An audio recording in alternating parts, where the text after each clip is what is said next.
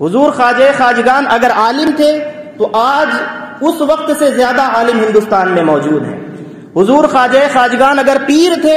تو آج اس زمانے سے بہت زیادہ پیر ہمارے زمانے میں موجود ہیں. اگر وہ سجادہ نشین تھے تو ان سے اس زمانے سے کہیں زیادہ سجادہ نشین ہمارے پورے ملک میں موجود ہیں. لیکن کیا وجہ ہے کہ جو خدمت حضور خواجہ خواجگان نے کی ہے اپنی زندگی میں، اور اپنی زندگی کا پورا حصہ انہوں نے اس ملک میں نہیں گزارا ہے، تھوڑا سا حصہ گزارا ہے. جب حضور پاک علیہ الصلوۃ والسلام اور اللہ تعالیٰ کے حکم سے انہیں اس ملک میں بھیجا گیا، آنے کے بعد تھوڑا سا حصہ انہوں نے گزارا ہے. اس تھوڑے سے حصے میں اتنی بڑی خدمت انہوں نے پیش کر دی اسلام کے لیے کہ ان کے بعد سے لے کر کے بعد میں آنے والے لوگ مل کر کے بھی اتنا کام نہیں کر سکیں. تو ان کے کام میں اور ہم سب کے کام میں، دوسروں کے کام میں فرق کیا ہے؟ آپ دیکھیں کہ کس طرح سے دعوت اور تبلیغ کا اصول اللہ تعالیٰ نے اپنے پیارے حبیب علیہ الصلوۃ والسلام کو یہ بیان فرما دیا ہے. فَبِمَا رَحْمَةٍ مِّنَ اللَّهِ لِنْتَ لَهُمْ، اے محبوب صلی اللہ تعالیٰ علیہ وسلم، آپ پر اللہ تعالیٰ کی رحمتیں اس لیے ہوتی ہیں کہ آپ اللہ تعالیٰ کے بندوں پر رحمت فرمانے والے ہیں، اللہ کے بندوں پر مہربانیاں فرماتے ہیں، شفقت فرماتے ہیں. اب ان اللہ کے بندوں میں وہ بھی ہیں جو اللہ کو ماننے والے ہیں اور وہ بھی ہیں جو اللہ کو ماننے والے نہیں ہیں. لیکن پیغمبر علیہ الصلوۃ والسلام منہ دیکھ کر کے، لباس دیکھ کر کے، اپنا اور پرایا دیکھ کر کے ان پر مہربانیاں یا رحمت نہیں فرماتے. جب حضور کرم فرماتے ہیں تو جس طرح سے اپنوں کو نوازتے ہیں اسی طرح سے غیروں کو بھی نوازتے ہیں. اور حضور پاک علیہ الصلوۃ والسلام کی اسی تعلیم کو، حضور کے اسی طریقے دعوت و تبلیغ کو جب حضور خواجہ خواجگان نے اپنایا، اور کیوں نہیں اپناتے؟ کیونکہ اللہ کے رسول صلی اللہ تعالی علیہ وسلم نے انہیں اپنا نائب رسول بنا کر کے یہاں بھیجا تھا، عطائے رسول بنا کر کے بھیجا تھا. تو یہ ممکن نہیں تھا کہ حضور پاک علیہ الصلوۃ والسلام جو سب سے بڑے اللہ کے دین کے داعی ہیں اور حق کے داعی ہیں، اس کی سیرت ان کے نائب میں نہ پائی جائے. تو حضور پاک علیہ الصلوۃ والسلام کی دعوت اور تبلیغ کا وہی رنگ حضرت خواجہ خواجگان کی دعوت اور تبلیغ میں نمایاں طور پر نظر آتا ہے. اور اسی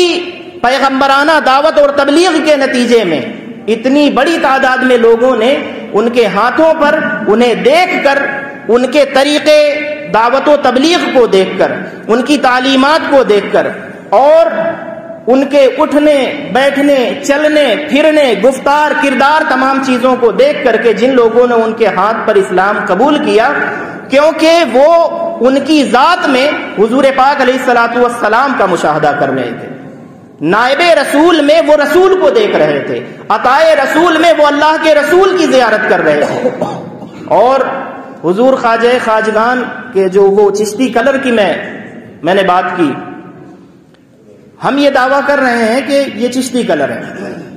وہ کلر آپ بھی جانتے ہیں، اور نہیں جانتے ہیں تو بھگوا کلر تو جانتے ہیں. تو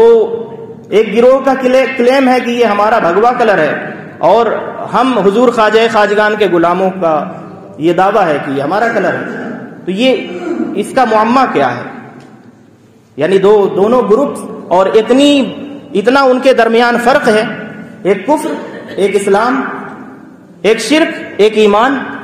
اور ایک ہی کلر کے پیچھے دونوں. کیوں؟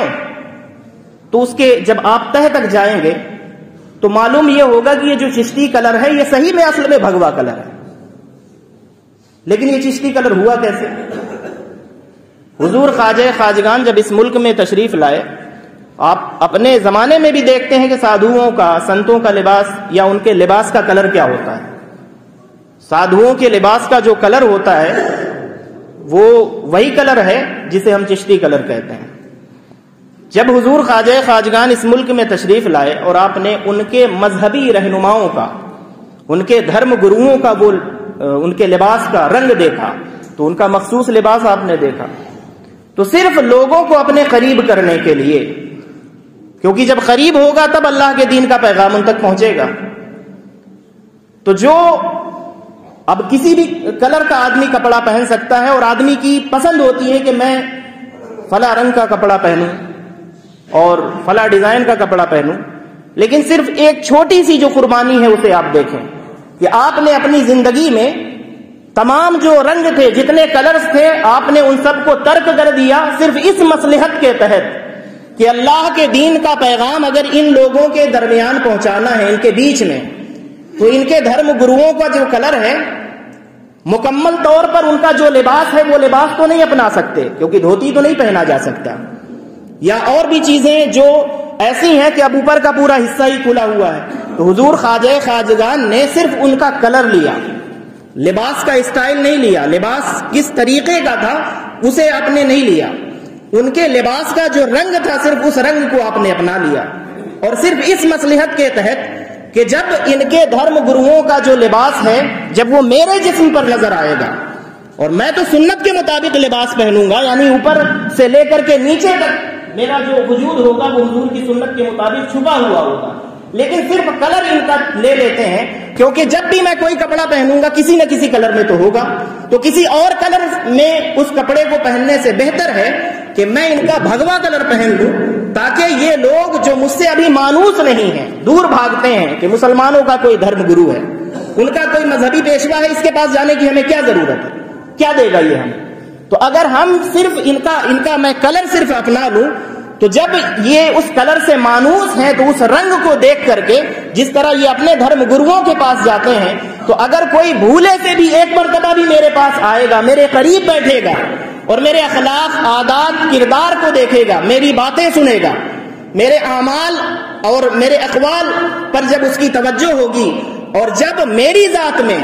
وہ میرے قریب ایک بار چاہے وہ جان بوجھ کر کے آئے چاہے غلطی سے آئے، لیکن علی کل حال جب وہ میرے پاس آئے گا،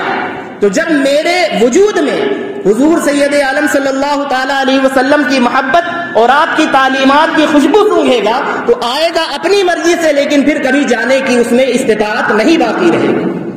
یہ مصلحت تھی حضور خواجہ غریب نواز کی، اور ہم نے ان تمام مصلحتوں کو پیٹھ کے پیچھے ڈال دیا اور بس ایک لڑائی میں مگن ہو گئے، بس کولڈ وار جاری ہے کہ یہ چشتی رنگ ہے اور یہ بھگوا رنگ ہے، یہ ہے اصل میں بھگوا ہی رنگ، حضور خواجہ خواجگان نے اسے اپنایا، ٹھیک ہے ہم مانتے ہیں وہ چشتی رنگ ہے، لیکن اس رنگ کو اپنانے کے پیچھے حضور خواجہ خواجگان کی جو اٹینشن تھی اس پر بھی تو توجہ کرو، آپ کی جو سوچ تھی وہاں تک سوچ کیوں نہیں پہنچتی؟ صرف دعویٰ کر دینے سے کہ ہم حضور خواجہ خواجگان کے ماننے والے ہیں، ہم سب چشتی لوگ ہیں، اگر ہم چشتی لوگ ہیں، اگر ہم حضور خواجہ خواجگان کے ماننے والے ہیں، تو یہ بتاؤ کہ ہمارے اخلاق اور کردار میں حضور خواجہ خواجگان کا رنگ نظر کیوں نہیں آتا؟ صرف ایک گمچھا لے لو اپنے کندھے پر ڈال لو، میں امامہ پہن لوں اس کلر کا، میں کرتا یا جبہ پہن لوں اس کلر کا، اور مجھ میں، میرے کردار میں، میرے اخلاق میں، میرے اعمال میں حضور خواجہ خواجگان کی تعلیم کا رنگ اگر نظر نہ آئے، تو اس کلر کا کپڑا پہننے سے بتاؤ مجھے کیا فائدہ؟ ہم نے ظاہر کو لے لیا، باطن کو چھوڑ دیا۔ میری گفتگو کا مقصد یہ ہے کہ ایک طرف تو وہ نعرہ لگا رہے ہیں مجھے چڑھ گیا بھگوا رنگ، اس کے جواب میں، یعنی کہ جواب میں تو بلکہ انہوں نے جواب دیا ہے، مجھے چڑھ گیا چشتی رنگ کا جواب انہوں نے دیا، مجھے چڑھ گیا بھگوا رنگ۔ وہ رنگ چڑھتا ہے یا نہیں چڑھتا ہے، لیکن اس سے مراد یہ کلر نہیں ہے جو کلر آپ کو نظر آ رہا ہے، اس کلر سے اور اس رنگ سے مراد جب آپ پر چشتی رنگ چڑھے گا تو اس کا مطلب یہ نہیں ہے کہ وہ خاص کلر جو آپ کی نگاہ میں ہے وہ آپ کے اوپر آئے۔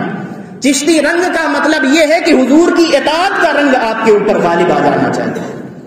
اللہ کی شریعت کا رنگ آپ کے اوپر نمایاں دکھائی دینا چاہیے، تب آپ یہ دعویٰ کر سکتے ہیں کہ مجھ پر چشتی رنگ چڑھ گیا۔ چشتی رنگ کیسے چڑھ گیا؟ مسجد خالی ہے، جیسے خالی تھی تو کہاں چشتی رنگ چڑھ گیا؟ لوگ بے نمازی تھے تو آج بھی بے نمازی ہیں، اور کہتے ہیں مجھے یہ شرم آنی چاہیے اپنی نسبت ایسے اللہ کے ولیوں کی طرف جوڑنے کے وقت، دعویٰ کرتے وقت کہ میں کہوں کہ میں ان کا غلام ہوں۔ میرے کہنے سے کیا ہوتا ہے؟ میرا عمل ایسا ہونا چاہیے، میرا اخلاق اور میرا کردار ایسا ہونا چاہیے کہ میرے عمل سے معلوم ہو، مجھے کہنا نہ پڑے کہ میں غریب نواز سے نسبت رکھنے والا ہوں، میرے عمل، میرے اخلاق اور میرے کردار سے لوگ اور دنیا جب مجھے دیکھے تو دیکھ کر کے آج جس طرح اس ملک کے غیر مسلم ہو، ہندو ہو، سکھ ہو، عیسائی ہو، جتنی قومیں اس ملک میں آباد ہیں جن کا کوئی دھرم ہے یا جن کا کوئی دھرم نہیں ہے، لیکن آپ دیکھیں کہ ایک سمندر حضور خواجہ خواجگان کی جانب جا رہا ہے۔ سوال یہ ہے کہ جو قبر میں ہیں ان کے پاس لوگ جا رہے ہیں، اور جو زمین کے اوپر ہم ہیں ہمارے پاس کوئی کیوں نہیں آتا؟ تو جواب یہ ہے کہ ہم نے اتنی دیواریں کھینچی ہوئی ہیں۔ وہ ان کا کام ہے دور جانا، وہ تو جائیں گے، لیکن ہمارا کام تو تھا کہ قریب کرنا۔ حضور خواجہ خواجگان یہی تو تعلیم لے کر کے آئے تھے اس ملک میں۔ تو ہمارا کام یہ ہے، اگر ہم پر صحیح میں چشتی رنگ چڑھا ہے تو اس رنگ کا اثر یہ دکھائی دینا چاہیے کہ اگر ان کے ہاتھوں پر، ان کے مبارک ہاتھوں پر 90 لاکھ لوگوں نے کلمہ پڑھا اور حلقہ بگوش اسلام ہوئے، ان کی غلامی کا پٹا اپنے گلے میں ڈالا، تو اب ہماری ذمہ داری یہ ہے کہ ہم بھی ایسا اخلاق، ایسا کردار اور ایسے اعمال کو اپنائیں کہ صحیح معنوں میں ہم یہ کہہ سکیں کہ مجھ پر چشتی رنگ چڑھا ہوا ہے۔ صرف نعرہ لگانے سے، صرف لنگر کرنے سے، صرف دعویٰ کرنے سے، صرف چادریں گھما دینے سے، صرف اجمیر چلے جانے سے، میں کہتا ہوں اس پوری مسجد میں مجھ سمیت کوئی ایک بندہ دعویٰ نہیں کر سکتا کہ مجھ پر صحیح معنوں میں چشتی رنگ سب چڑھ گیا۔ اگر چڑھا ہوتا تو کوئی ایک بندہ تو میرے ہاتھ پر کلمہ پڑھتا۔ دعویٰ وہ کرے کہ مجھ پر چشتی رنگ چڑھ گیا ہے جس نے اپنے اعمال، اپنے اخلاق اور کردار کے لحاظ سے اپنے پڑوسی کو یہ سمجھا دیا ہو کہ میں چشتی ہوں، اور جو اپنے پڑوسی کو، اپنے بھائی کو، اپنے رشتہ دار کو، اپنے گھر والوں کو یہ سمجھانے میں ناکام ہے اپنے عمل کی روشنی میں کہ میں چشتی ہوں، تو پھر زبان سے اس کا نعرہ لگانے کا بھی اسے کوئی حق نہیں بنتا۔ بس دعوت اس چیز کی ہے کہ ان اولیاء اور صالحین کے نام کو استعمال کرنا، جس طرح سیاسی لوگ سیاست میں نعروں کو استعمال کرتے ہیں، تو اس سیاست کو چھوڑ دیں، اس سیاست سے باہر آ جائیں اور حقیقی معنوں میں اللہ کے اولیاء اور صالحین کا دامن جو ہے آپ تھام لیں۔ اللہ تعالیٰ کی بارگاہ میں یہی دعا ہے کہ حضور خواجہ خواجگان، فخر ہندوستان، شہنشاہ ہندوستان کا فیضان ہم سب پر جاری و ساری فرمائے، اور زبانی کلامی دعوے سے کہیں بڑھ کر کے صحیح معنوں میں عملاً ہم سب کو چشتی بننے کی توفیق عطا فرمائے۔